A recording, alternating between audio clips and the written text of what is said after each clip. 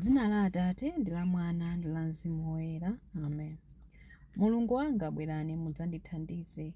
Ulemu ukhale kwa Atate ndi kwa Mwana ndi kwa Mzimu Woyera, monga panali poyamba, tsopano ndi masiku onse ndi pa nthawi zosatha. Amen. Aleluya. Chaulere chodabwitsa ndi chokoma mamvekedwe yake, chimene chidapulumutsa munthu wochimwa ngati ine. Kale ndinali wotayika, koma tsopano ndapulumutsidwa. Ndinali wosaona, koma tsopano ndikupenya. Ndi chaulere chomwe chidaphunzitsa mtima wanga kuchita mantha, ndipo chaulere chidachotsa mantha anga. Chaulere chimenecho chidaoneka cha mtengo wapatali nthawi imene ndinakhulupirira koyamba.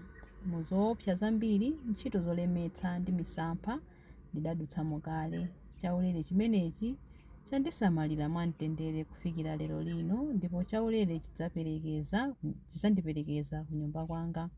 Ambuye andilonjeza zabwino, liwu lawo lindipezetsa chiyembekezo. Adzakhala mtetezi wanga ndiponso gawo langa, ngati moyo udzakhale ukupitirira. Chilimbi 1. Ambuye muteteze moyo wanga ku imfa, ndipo musalole kuti ndipunthwe.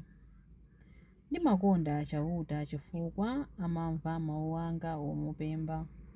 Iye amatchera khutu kuti andimve, n'chifukwa chake ndidzampempha.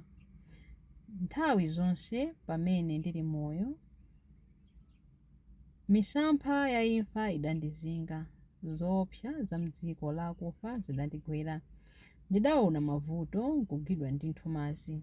Tsono ndidapemphera potchula dzina la chauta kuti, chauta, ndikukupemphani, pulumutsani moyo wanga. Chauta ndi wokoma mtima ndi wolungama. Mulungu wathu ndi wachifundo. Chauta amasunga amtima wodzichepesa. Pamene ndidagwa mzoopsa, iye adandipulumutsa.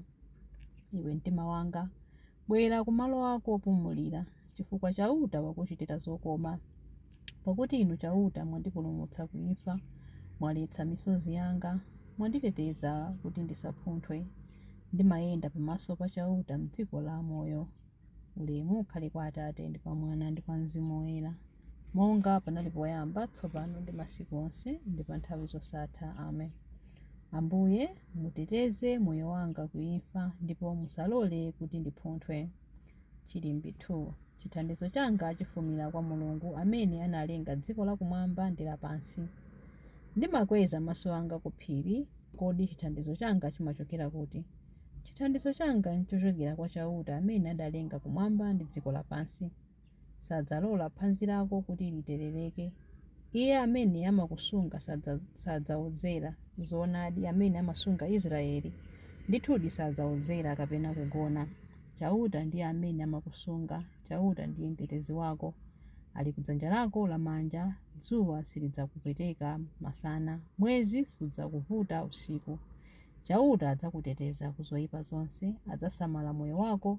Chauta adzakusunga kulikonse kumene udzapita, kuyambira tsopano mpaka muyaya. Ulemu ukhale kwa Atate ndi kwa Mwana ndi kwa Mzimu Woyera, monga panali poyamba, tsopano ndi masiku onse ndi pa nthawi zosatha. Amen. Chithandizo changa chifumira kwa Mulungu amene analenga dziko lakumwamba ndi lapansi. Chilimbi 3. Inu mfumu ya mibado yonse, njira zanu zolungama ndiponso zoona. Ambuye Mulungu mphambe, ntchito zanu zazikulu ndi zododometsa. Inu mfumu ya anthu a mitundu yonse, njira zanu zolungama ndi zoona. Ambuye, ndani angapande kukuopani ndi kutamanda dzina lanu? Paja ndinu nokha oyera. Anthu a mitundu yonse adzabwera kudzakupembedzani, popeza kuti ntchito zanu zolungama zaoneka poyera. Ulemu ukhale kwa Atate ndi kwa Mwana ndi kwa Mzimu Woyera, monga panali poyamba, tsopano ndi masiku onse ndi pa nthawi zosatha. Amen. Inu mfumu ya mibado yonse, njira zanu zolungama ndiponso zoona. Mawu a Mulungu akuchokera pa 1 Korinto 2:7 mpaka 10a. Nzeru zimene timalankhula ndi nzeru za Mulungu, zachinsinsi, zobisika kwa anthu. Mulungu asanalenge dziko lapansi adakonzeratu zimenezi kuti atipatse ulemerero. Panalibiretu wolamulira wa masiku ano wodziwa zimenezi. Akadadziwa sadakapachika Ambuye ulemerero pa mtanda. Koma ndi monga malembo anenera kuti maso a munthu sanazione, makutu a munthu sanazimve, mtima wa munthu sunaganizepo konse zimene Mulungu adawakonzera amene amakonda Iye. Ifeyo Mulungu adatiwululira zimenezi mwa Mzimu Woyera. Mawu a Ambuye. Tithokoze Mulungu. Chiyankho: Yesu Khristu adamwalira chifukwa cha machimo athu kuti atiperekere nsembe kwa Atate. Yesu Khristu adamwalira chifukwa cha machimo athu kuti atiperekere nsembe kwa Atate. Adamwalira ku dziko ili la machimo ndipo adaukitsidwa ndi mphamvu ya Mzimu kuti atiperekere nsembe kwa Atate. Ulemu ukhale kwa Atate ndi kwa Mwana ndi kwa Mzimu Woyera.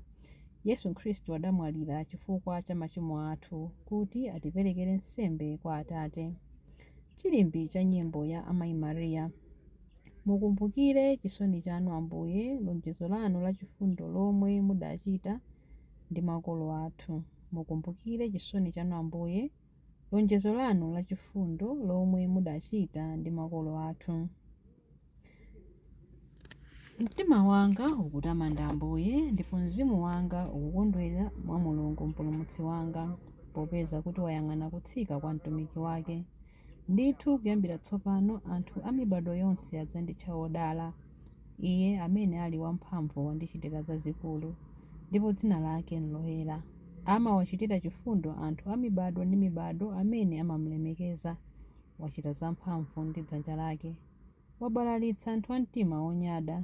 Mafumu amphamvu wawatsitsa pa mipando yawo yachifumu. Anthu wamba nkuwakweza. Anthu anjala wawakhutitsa ndi zabwino. Anthu olemera nkuwabweza osawapatsa kanthu. Wadzathandiza anthu ake a Israeli pokumbukira chifundo chake. Izi ndi zomwe adalonjeza kuti adzawachitira makolo athu akale aja, Abrahamu ndi zidzukulu zake mpaka muyaya. Ulemu ukhale kwa Atate ndi kwa Mwana ndi kwa Mzimu Woyera, monga panali poyamba, tsopano ndi masiku onse, ndi pa nthawi zosatha. Amen.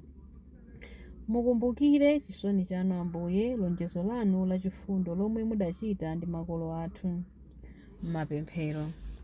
Tiyeni tiyamike Khristu Ambuye achifundo ndi chisoni, amene amapukuta misozi ya amene akulira. Tiyeni mwachikondi tifuule kwa Iye ndi kumpempha. Muwachitire chisoni anthu anu. Ambuye Yesu, mudathunzitsa mitima ya anthu odzichepetsa. Khalani tcheru ku misonzi ya anthu osauka. Muwachitire chisoni anthu anu. Mulungu wachifundo, imvani kulira kwa amene akumwalira, atonthozeni ndi kuwaonekera. Muwachitire chisoni anthu anu. Anthu amene adathawa kwawo pa zifukwa zina, muwazindikiritse za chisamaliro chanu, potero athe kubwerera ku nyumba yawo pa dziko lapansi pano, ndipo potsiriza akalowe ku nyumba yawo kumwamba. Muwachitire chisoni anthu anu. Ambuye, chitirani chisoni ochimwa onse amene adalikana ndi chikondi chanu. Muwayanjanitse kwa inu nomwe ndi ku mpingo wanu. Muwachitire chisoni anthu anu. Apulumutseni abale ndi alongo athu amene adamwalira. Aloleni kuti agawane nawo chipulumutso chathunthu. Muwachitire chisoni anthu anu.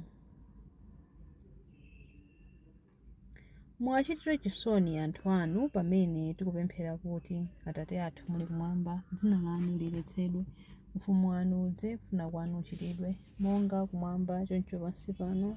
Mutipatse ife lero chakudya chathu cha lero. Mutikhululukire ife zochimwa zathu, monga ifenso takhululukira adani athu. Musatisiye ife mchinyengo, koma mutipulumutse ife kwa zoyipa. Amen. Tipemphere. Mulungu Atate athu, zotsutsana zapamtanda zikulalika luntha lanu lopanda malire. tithandizeni kuzindikira kuti ulemerero wa mwana wanu udaoneka m'masautso amene adawavomera mwa ufulu wake onse. Mutipatse chikhulupiriro cholimba kuti tithe kuvomera monga ulemu wathu. Mtanda wokha wa Ambuye Yesu, amene ali ndi moyo ndi ufumu limodzi nanu ndi Mzimu Woyera, tsopano ndi pa nthawi zosatha. Amen. Ambuye atidalitse, atiteteze ife kuzoyipa zonse ndi kutifikitsa ku moyo wosatha. Amen. Dzina la Atate, la Mwana ndi la Mzimu Woyera. Amen.